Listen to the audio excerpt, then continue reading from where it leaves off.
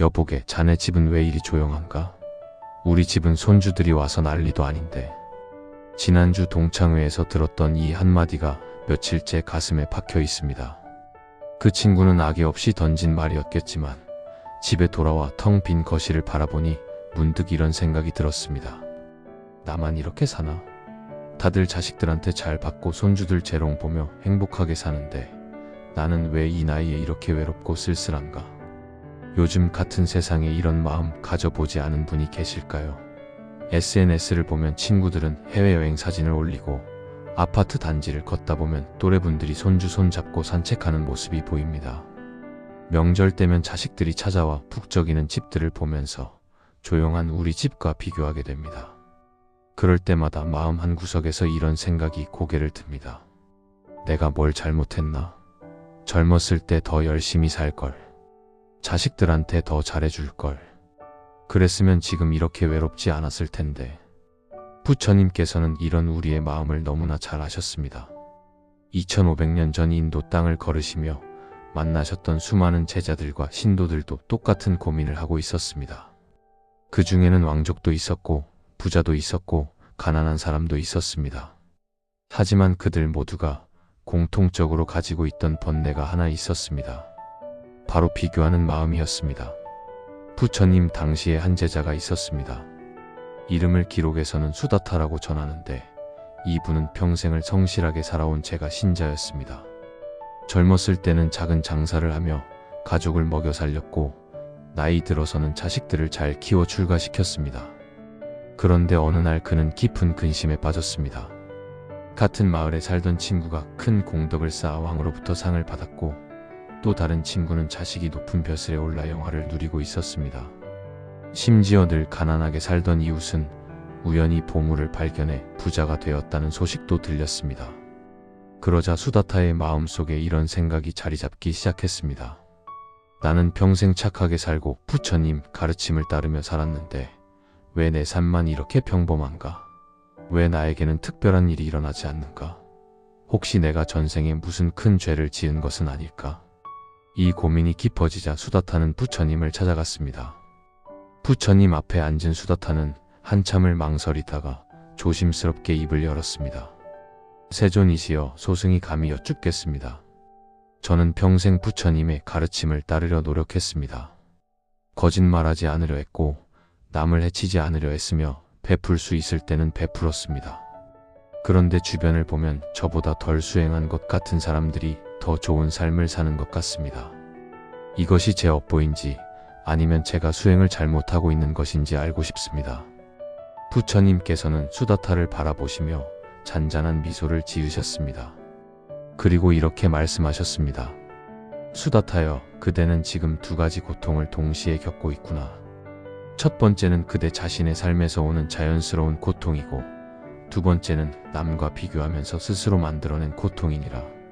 실제로 그대가 겪는 고통의 대부분은 두 번째 고통, 즉 스스로 만든 고통이니라.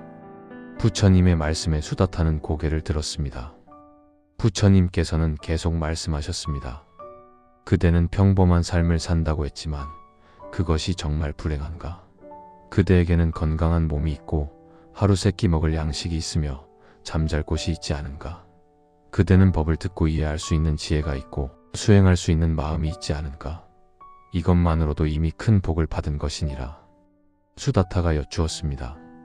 하지만 세존이시여, 다른 사람들은 저보다 더 많은 것을 가지고 있습니다. 부처님께서 대답하셨습니다.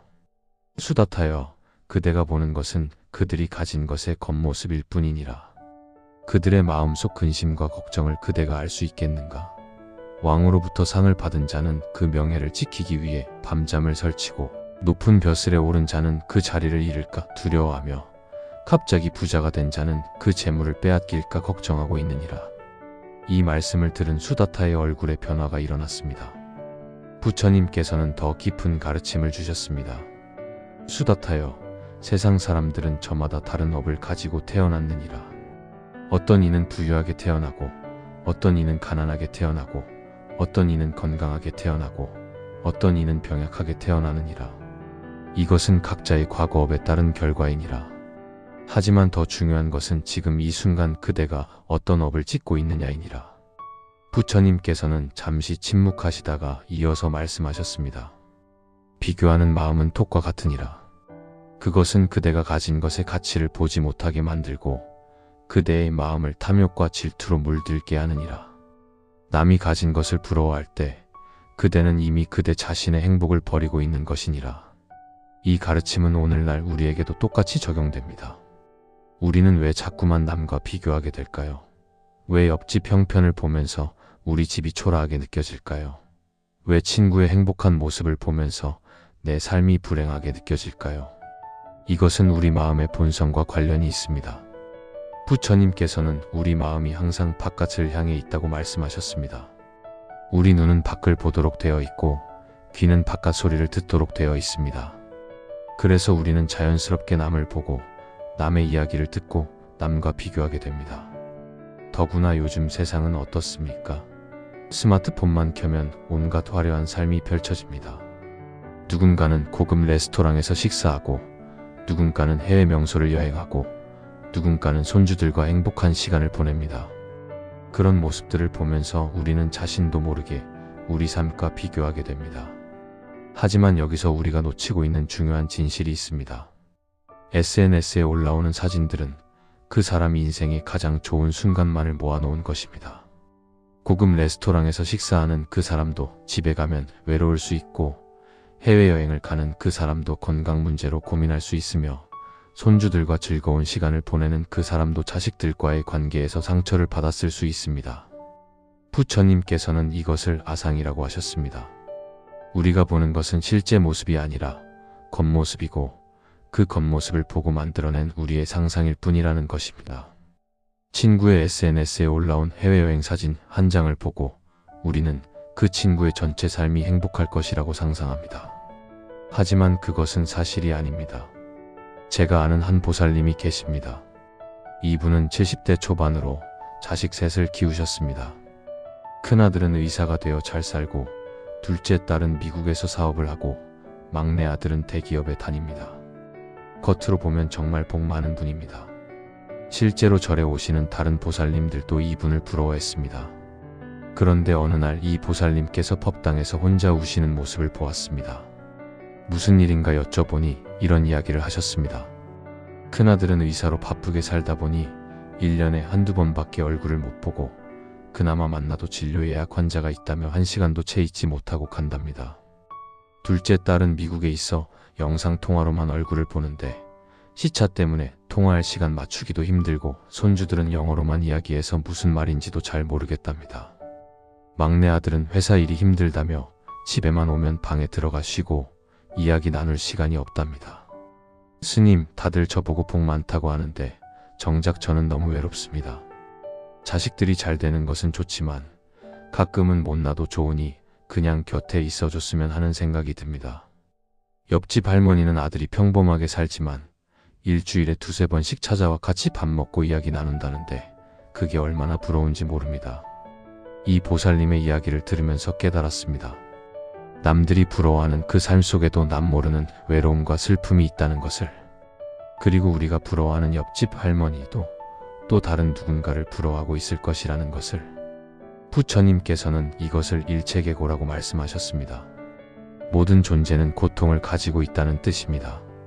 부자든 가난한 사람이든 건강한 사람이든 아픈 사람이든 자식이 많든 적든 모두가 각자의 고통을 안고 살아간다는 것입니다. 그렇다면 우리는 어떻게 해야 할까요? 노후에 나 빼고 다 잘 사는 것 같을 때 우리는 어떤 마음을 가져야 할까요? 첫째로 비교를 멈춰야 합니다. 이것은 말처럼 쉬운 일이 아닙니다. 평생을 비교하며 살아온 습관을 하루아침에 바꿀 수는 없습니다. 하지만 부처님께서는 이렇게 말씀하셨습니다. 천리 길도 한 걸음부터 시작된다. 비교를 멈추는 첫 번째 방법은 남을 볼 때 전체를 보려고 노력하는 것입니다. SNS에서 누군가의 화려한 사진을 볼 때 그것이 그 사람 삶의 전부가 아니라는 것을 기억하십시오. 친구가 자랑하는 손주 이야기를 들을 때 그 뒤에 있을 수 있는 육아의 피로나 자식과의 갈등을 생각해 보십시오. 이것은 남의 불행을 상상하라는 뜻이 아닙니다. 다만 우리가 보는 것이 일부일 뿐이라는 것을 인식하라는 것입니다. 이렇게 생각하면 자연스럽게 비교하는 마음이 줄어듭니다. 두 번째 방법은 지금 내가 가진 것에 감사하는 마음을 키우는 것입니다. 부처님께서는 만족할 줄 아는 것이 가장 큰 재물이니라라고 하셨습니다. 이것을 지족이라고 합니다. 우리가 가진 것을 하나하나 세어보면 생각보다 많은 것을 가지고 있다는 것을 깨닫게 됩니다. 아침에 눈을 뜰 수 있다는 것, 밥을 먹을 수 있다는 것, 걸을 수 있다는 것, 이런 작은 것들이 사실은 엄청난 축복입니다. 병원에 가보십시오. 걷지 못해 휠체어에 의지하는 분들이 얼마나 많습니까? 그들에게 걸을 수 있다는 것은 꿈 같은 일입니다. 치매에 걸려 가족도 알아보지 못하는 분들을 보면 우리가 정신이 맑다는 것이 얼마나 큰 복인지 알게 됩니다. 부처님 당시에 이런 일화가 있습니다. 한 노인이 부처님께 와서 자신의 가난을 한탄했습니다. 부처님께서 물으셨습니다. 그대는 정말 아무것도 가진 것이 없는가? 노인이 대답했습니다. 네, 세존이시여. 저는 재물도 없고 땅도 없고 집도 변변치 않습니다. 부처님께서 다시 물으셨습니다. 그렇다면 그대의 눈은 얼마에 팔 수 있는가? 노인이 놀라며 대답했습니다. 눈을 어떻게 팝니까? 천하를 준다 해도 팔 수 없습니다. 그렇다면 귀는? 손은? 발은? 이 부처님께서 계속 물으셨고 노인은 그 어느 것도 팔 수 없다고 대답했습니다. 부처님께서 말씀하셨습니다. 보라, 그대는 천하보다 더 귀한 것들을 이미 가지고 있지 않은가? 그런데도 그대는 스스로를 가난하다고 하느냐? 이 이야기는 우리에게 중요한 가르침을 줍니다. 우리가 당연하게 여기는 것들이 사실은 가장 귀한 것이라는 것입니다.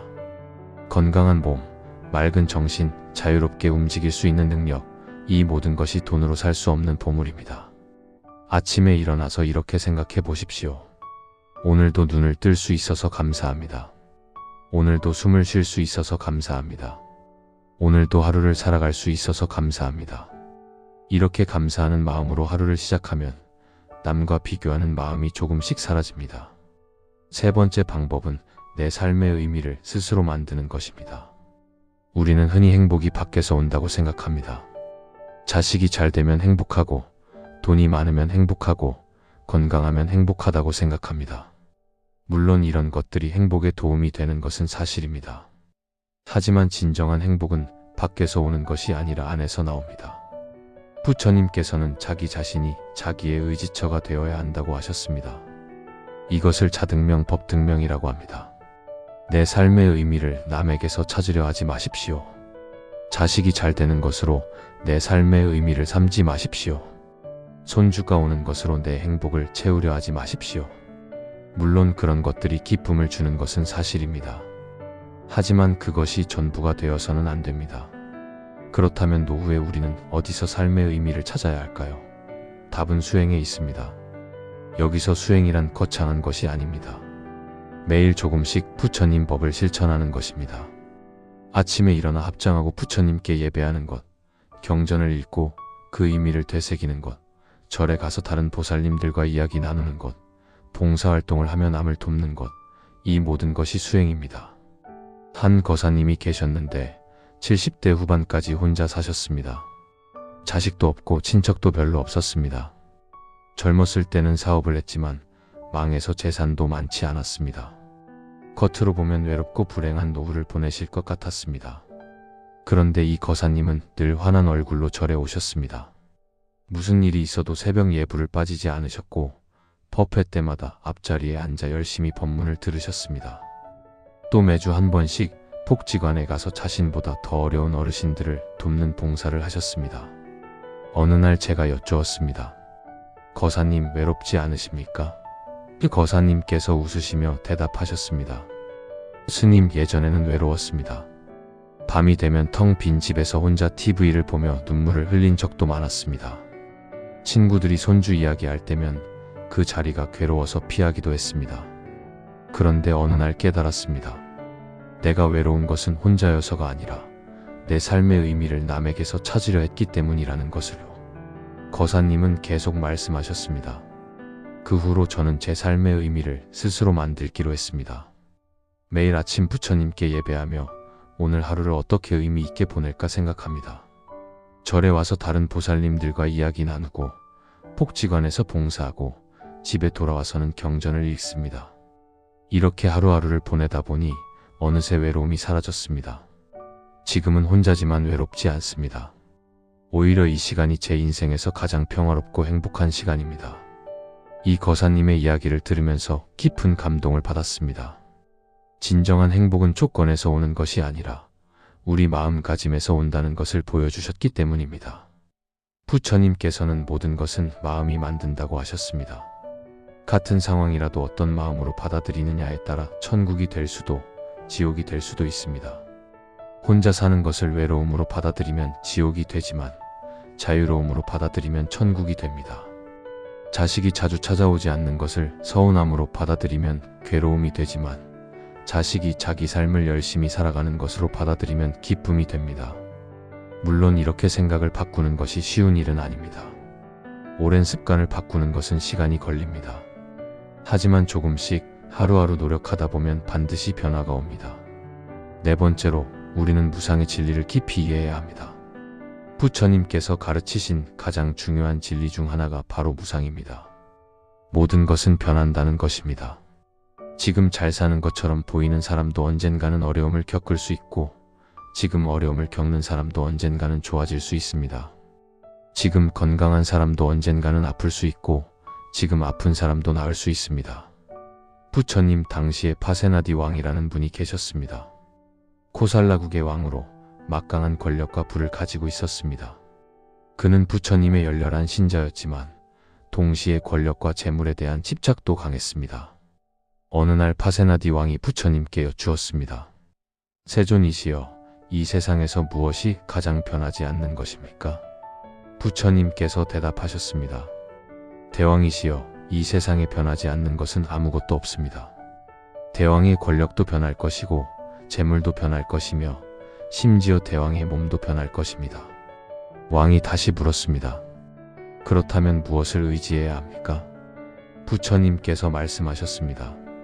변하지 않는 것을 찾지 말고 변화를 받아들이는 지혜를 키우십시오. 모든 것이 변한다는 것을 알면 좋을 때 교만하지 않고 나쁠 때 절망하지 않게 됩니다. 이 가르침은 우리에게도 큰 위안이 됩니다. 지금 나 빼고 다 잘 사는 것처럼 보여도 그것은 지금 이 순간의 모습일 뿐입니다. 시간이 지나면 상황은 또 변합니다. 더 중요한 것은 무상의 진리를 알면 우리가 집착에서 벗어날 수 있다는 것입니다. 좋은 것도 영원하지 않고 나쁜 것도 영원하지 않습니다. 그러니 좋을 때 너무 기뻐하지 말고 나쁜 때 너무 슬퍼하지 마십시오. 절에 오시는 한 보살님이 계십니다. 이분은 60대 중반으로 남편과 사별하시고 혼자 사십니다. 자식들은 외국에 나가 있어서 명절에나 한 번씩 봅니다. 경제적으로도 여유롭지 않아서 작은 원룸에서 생활하십니다. 처음 절에 오셨을 때는 항상 우울한 표정이셨습니다. 다른 보살님들이 자식 이야기, 손주 이야기 할 때면 조용히 자리를 피하셨습니다. 한 번은 법당에서 우시는 모습을 보고 여쭤보니 스님, 제 인생은 왜 이렇게 불행할까요? 남들은 다 행복해 보이는데 저만 이렇게 외롭고 힘듭니다 라고 하셨습니다. 그때 제가 말씀드렸습니다. 보살님, 지금 이 순간이 영원하다고 생각하십니까? 모든 것은 변합니다. 지금은 힘들지만 이것도 지나갈 것입니다. 그리고 남들이 행복해 보이는 것도 한순간의 모습일 뿐입니다. 그 후로 이 보살님은 매일 절에 나오셔서 열심히 수행하셨습니다. 새벽 예불도 빠지지 않으시고 경전 공부도 하시고 봉사활동도 하셨습니다. 그렇게 2년쯤 지났을까요? 어느 날 이 보살님께서 환한 얼굴로 제게 오셨습니다. 스님, 감사합니다. 이제 제가 왜 이런 시간을 겪어야 했는지 알 것 같습니다. 예전에는 남편에게 의지하고 자식에게 의지하며 살았습니다. 그런데 그들이 없으니까 처음으로 제 자신과 마주하게 되었습니다. 처음에는 두려웠지만 이제는 이 시간이 감사합니다. 저를 찾을 수 있는 시간이었으니까요. 5번째로 우리는 인연의 법칙을 이해해야 합니다. 부처님께서는 모든 것이 인연으로 이루어진다고 하셨습니다. 우리가 지금 겪는 모든 일은 과거의 인연이 만들어낸 결과입니다. 노후에 자식이 잘 찾아오는 것도 인연이고 자식이 찾아오지 않는 것도 인연입니다. 경제적으로 여유로운 것도 인연이고 어려운 것도 인연입니다. 건강한 것도 인연이고 아픈 것도 인연입니다. 여기서 중요한 것은 지나간 인연을 후회하거나 원망하지 않는 것입니다. 이미 지나간 일은 바꿀 수 없습니다. 대신 지금 이 순간부터 좋은 인연을 만들어가면 됩니다. 자식이 찾아오지 않는다고 원망하지 마십시오. 대신 자식에게 먼저 전화해서 안부를 물어보십시오. 돈이 없다고 한탄하지 마십시오. 대신 가진 것으로 베풀며 복을 지으십시오. 건강하지 못하다고 불평하지 마십시오. 대신 할 수 있는 만큼 몸을 움직이며 건강을 지키십시오. 부처님께서는 과거는 이미 지나갔고 미래는 아직 오지 않았으니 현재에 충실하라고 하셨습니다. 지금 이 순간 우리가 할 수 있는 일에 집중하십시오. 그것이 새로운 인연을 만드는 길입니다. 6번째로 우리는 자비의 마음을 키워야 합니다. 남과 비교하며 질투하고 시기하는 마음은 결국 우리 자신을 해칩니다. 그 마음은 독과 같아서 우리 내면을 병들게 만듭니다. 대신 다른 사람의 행복을 진심으로 기뻐하는 마음을 가지십시오. 이것을 희라고 합니다. 친구가 잘 되면 함께 기뻐하고 이웃이 행복하면 함께 웃으십시오. 그러면 그 기쁨이 나에게도 전해집니다. 또한 어려운 사람을 보면 측은히 여기는 마음을 가지십시오. 이것을 비라고 합니다. 나보다 더 어려운 사람을 돕고 외로운 사람에게 말벗이 되어주고 슬픈 사람을 위로하십시오. 그러면 내 마음도 따뜻해집니다. 자비의 마음은 남을 위한 것 같지만 사실은 나를 위한 것입니다. 남을 미워하고 시기하는 마음은 결국 내 마음을 괴롭게 하지만 남을 사랑하고 배려하는 마음은 내 마음을 평화롭게 만듭니다. 7번째로 우리는 법을 공부해야 합니다. 부처님의 가르침을 배우고 실천하는 것이 가장 확실한 해답입니다. 경전을 읽으십시오. 처음에는 어렵게 느껴질 수 있지만 조금씩 읽다 보면 그 깊은 의미가 보이기 시작합니다. 법문을 들으십시오. 스님들의 가르침 속에는 우리 삶의 지혜가 담겨 있습니다. 또한 수행 모임에 참여하십시오. 같은 길을 가는 도반들과 함께하면 외롭지 않고 서로 격려하며 나아갈 수 있습니다. 법을 공부하고 실천하다 보면 어느새 우리 마음이 변해 있는 것을 발견하게 됩니다. 예전에는 집착했던 것들이 이제는 그리 중요하지 않게 느껴지고 예전에는 괴로웠던 일들이 이제는 수행의 기회로 보입니다. 마지막으로 가장 중요한 것을 말씀드리겠습니다. 바로 지금 이 순간을 사는 것입니다. 우리는 너무 자주 과거를 후회하고 미래를 걱정하며 삽니다. 그때 그렇게 하지 말걸, 앞으로 어떻게 되려나, 이런 생각들이 우리 마음을 괴롭힙니다. 하지만 과거는 이미 지나갔고 미래는 아직 오지 않았습니다. 우리가 살 수 있는 시간은 오직 지금 이 순간뿐입니다. 지금 이 순간에 집중하십시오. 밥을 먹을 때는 밥맛을 음미하고, 걸을 때는 걷는 것에 집중하고, 사람을 만날 때는 그 사람과의 대화에 집중하십시오. 그러면 비교하는 마음이 사라집니다. 왜냐하면 비교는 생각 속에서만 일어나기 때문입니다. 지금 이 순간 밥을 먹고 있는데 그 순간에는 비교가 일어나지 않습니다. 지금 이 순간 꽃을 보고 있는데 그 순간에는 시기와 질투가 일어나지 않습니다. 부처님께서는 이것을 정념, 즉 바른 알아차림이라고 하셨습니다. 매 순간 지금 여기에 깨어 있으면 번뇌가 일어나지 않습니다. 이 모든 것을 한 문장으로 요약하면 이렇습니다. 노후에 나 빼고 다 잘 사는 것 같을 때 우리는 이렇게 마음 먹어야 합니다. 남과 비교하지 말고 내가 가진 것에 감사하며 매 순간 최선을 다해 살자. 그것이 진정한 행복이다. 부처님께서는 열반에 드시기 전 마지막으로 이런 말씀을 남기셨습니다. 모든 것은 변하니 게으르지 말고 정진하라. 우리 인생도 변합니다. 지금 어렵더라도 영원히 어려운 것은 아닙니다. 하지만 그 변화를 기다리기만 해서는 안 됩니다. 우리 스스로 변화를 만들어 가야 합니다. 매일 아침 일어나서 부처님께 예배하십시오. 경전을 읽으십시오. 선한 일을 하십시오. 남을 돕고 베풀고 사랑하십시오. 그리고 무엇보다 자신을 사랑하십시오. 나 자신을 사랑하지 못하면서 남의 사랑을 바라는 것은 빈 그릇으로 물을 담으려는 것과 같습니다. 먼저 내 마음을 채우십시오. 부처님의 가르침으로, 수행으로, 감사하는 마음으로 내 마음을 가득 채우십시오. 그러면 어느새 우리는 깨닫게 될 것입니다. 행복은 밖에 있는 것이 아니라 우리 안에 있다는 것을, 우리가 찾던 평화는 남과의 비교에서 이기는 것이 아니라 나 자신과 화해하는 것이라는 것을. 사랑하는 보살님, 거사님들, 우리 모두는 지금 이 순간에도 부처님의 자비 속에 살고 있습니다. 부처님께서는 우리 한 사람 한 사람을 귀하게 여기십니다. 비록 세상은 우리를 평가하고 비교할지라도 부처님 눈에는 우리 모두가 소중한 존재입니다. 그러니 스스로를 비하하지 마십시오. 남과 비교하며 괴로워하지 마십시오. 대신 매일매일 조금씩 성장하는 자신을 격려하십시오. 어제보다 오늘 조금 더 자비로워졌다면, 어제보다 오늘 조금 더 감사할 줄 알게 되었다면 그것으로 충분합니다. 인생의 가을, 인생의 겨울을 맞이한 우리에게 이 시간은 결코 슬픈 시간이 아닙니다. 오히려 이제야 진정으로 나 자신을 돌아보고 법을 공부하고 깨달음을 향해 나아갈 수 있는 귀한 시간입니다. 젊었을 때는 바빠서 법을 공부할 시간이 없었습니다. 자식 키우고 돈 벌고 살림하느라 정신이 없었습니다. 하지만 이제는 다릅니다. 이제는 온전히 나를 위한 시간을 가질 수 있습니다. 이 시간을 낭비하지 마십시오. 남과 비교하며 질투하고 시기하는 데 쓰지 마십시오. 대신 부처님의 가르침을 배우고 수행하고 깨달음을 향해 한 걸음씩 나아가는 데 사용하십시오. 그리고 기억하십시오. 우리는 혼자가 아닙니다. 같은 길을 가는 수많은 도반들이 있고 우리를 지켜보시는 부처님이 계십니다. 또한 우리 안에는 부처님과 같은 불성이 있습니다. 그 불성을 믿으십시오. 우리 모두는 깨달을 수 있는 가능성을 가지고 태어났습니다. 비록 지금은 번뇌에 가려져 있을지라도 수행을 통해 그 불성을 드러낼 수 있습니다.